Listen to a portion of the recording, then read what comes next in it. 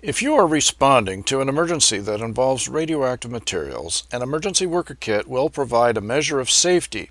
The emergency worker kits are maintained by Benton County Emergency Management for use during a Columbia Generating Station emergency, but the contents of the kit are useful for safely responding to any emergency involving radioactive materials. The contents of the emergency worker kit include a low-range direct reading dosimeter, a permanent record dosimeter, which is an optically stimulated luminescent dosimeter, a box of potassium iodide, and a drug information sheet inside the box, and emergency worker kit instructions. This slide is a representation of what it looks like when you look through a direct reading dosimeter to take a reading. Point the dosimeter at a light source, make sure you have the dosimeter right side up, and read it by seeing where the indicator line crosses the scale. This reading is approximately 7.5 R. The low-range 0 to 20 Rankine direct reading dosimeters provided in the emergency worker kits are adequate to record exposures that are comparable to the EPA exposure limits. In order to use a direct reading dosimeter, you must take an initial reading and write that down, and then take and write down additional readings about every 30 minutes. If the direct reading dosimeter increases during your assignment, you must immediately report the increase to your supervisor and to any safety officer. Most emergency workers will be relieved of their duties or have their shift ended before the direct reading dosimeter records more than a 2.5 R increase. 2.5 R is considered a turnback value for most local agency emergency workers. The indicator on a direct reading dosimeter will increase over time. When you record your initial reading, make sure that it is between 0 and 3. If it's between 0 and 3, write down that initial reading and get to work. If the direct reading dosimeter is between 3 and 5, recharge it and then write down the new initial reading and get to work. If it is over 5, then get a different kit from the cache. Let's go over how to charge a direct reading dosimeter.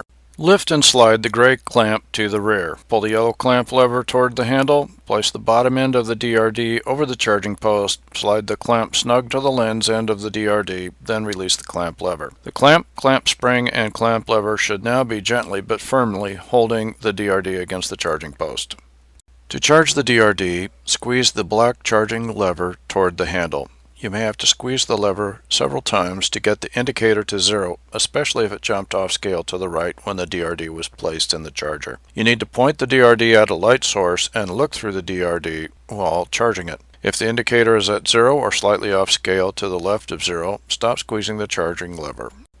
The indicator on the DRD doesn't have to be exactly at 0, but if you stop charging the DRD when the indicator reached 0, great. If you stop charging after the indicator moved off scale to the left of 0, then you will need to discharge the DRD by pressing the tiny black button above the charging lever. Press the button while looking at a light source through the DRD, and when the indicator moves to 0, release the button.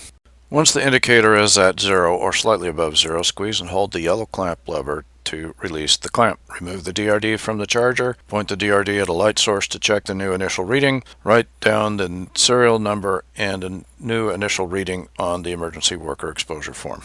The OSL RFID chip must remain inside the plastic case while the OSL dosimeter is being used. Slip the supplied hook and loop band through the openings on the case, then record the OSL serial number on your emergency worker exposure form.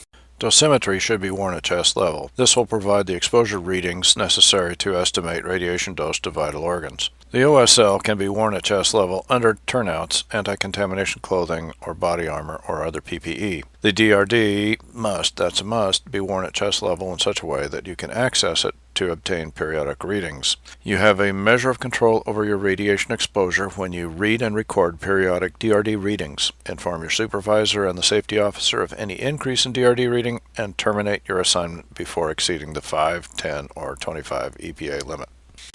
Potassium iodide, or Ki, provides a measure of protection for your thyroid gland in the event the radioactive materials emergency involves airborne radioactive iodine. The standard Ki course of treatment for adults is 130 milligrams per day for 10 days. Don't start using it unless you have been directed to do so. However, using potassium iodide is voluntary.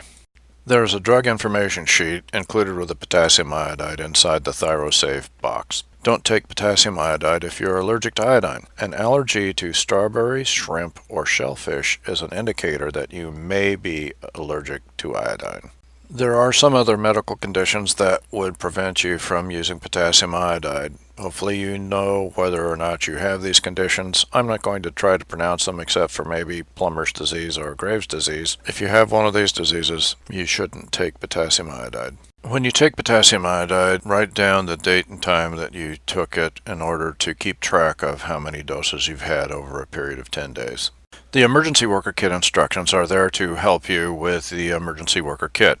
For example, verify the contents of the Emergency Worker Kit. You should have the direct reading dosimeter, the OSL badge, the Emergency Worker Exposure Form at the end of the Emergency Worker Kit instructions, one packet of potassium iodide tablets, and inside the packet there should be one potassium iodide drug information sheet.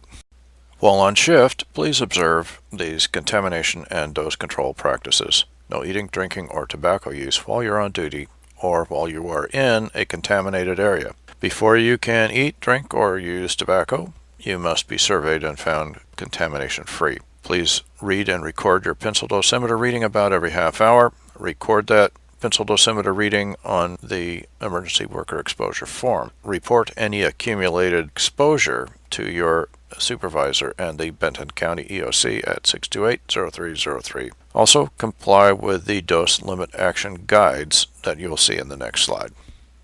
Earlier in this presentation, we talked about the EPA dose limits of 5, 10, and 25R. We've made a little change locally to reduce the 25R for life-saving dose down to 20R. Turnback values are also an important topic. The default turnback value in Benton County is a 2.5R increase in your pencil dosimeter reading. This is only the initial turnback value. You may receive a new lower turnback value radioed or communicated to you, and when that new lower turnback value is communicated to you by your supervisor, write it down and use the new value. This is how the turnback value works. If your DRD increases by 2.5R or by an amount equal to the new lower turnback value, you are directed to contact your supervisor for instructions on how to immediately terminate your emergency worker shift. Here is another wrinkle in the turnback value. Law enforcement officers who are countering an ongoing hostile, criminal, or terroristic attempt to damage or capture the nuclear power plant will have a higher turnback value. That turnback value will be communicated to you by your command staff. At the end of your shift, contact your supervisor or the Benton County EOC at 628-0303 to determine whether additional duties will be assigned. At the end of your shift, proceed to the Emergency Worker Center designated by your supervisor for monitoring and decontamination. When you arrive at the Emergency Worker Center, follow the instructions of the monitoring teams. You will be turning in your completed Emergency Worker Exposure Form and dosimetry to the dose tracker. If you are reassigned to the field on a different shift, obtain a new Emergency Worker Kit, exposure form, and dosimetry. Fill out the exposure form as you did before, including any adjusted turnback values. In order to exceed a total dose of 5R in conjunction with all your emergency worker operations, a special request must be made to the Benton County EOC. If the request is approved for you to receive a dose exceeding 5R, you will be given special instructions. When the emergency is terminated, turn in your completed emergency worker exposure form and dosimetry to the dose tracker and the remainder of the emergency worker kit to the administrative assistant at the Emergency Worker Center. This is an example of some of the information that will be collected on your emergency worker exposure form. Remember all those DRD readings you were recording? This is where you have been writing them down. This information will be used to assist the dose tracker in reconstructing the radiation dose you received during the emergency.